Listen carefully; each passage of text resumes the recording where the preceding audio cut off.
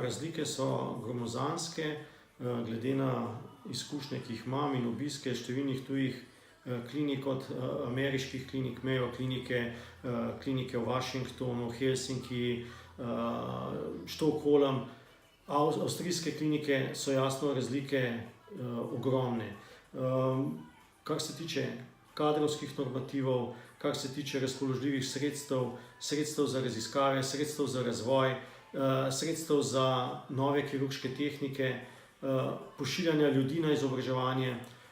Večkrat sem že omenil, da na našem oddelku imamo za 77 zaposlenih 1000 evrov na voljo za celo leto, za vse, kar pomeni, da gremo skupaj lahko na neko kavo, ne pa na neko izobraževanje, kar pomeni, da kratkoročno vse delo še temelji na starih, boljših časih.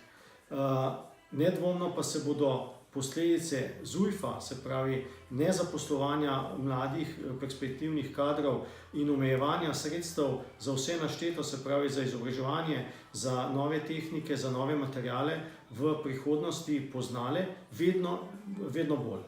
Trenutno se že poznajo, ampak prava resnica nas še čaka na koncu in zavedam se, da situacija ne bo dobra, in tudi spoznanje, da smo ogromno zamudili in da so posledice nepovratne, bo zelo grenko.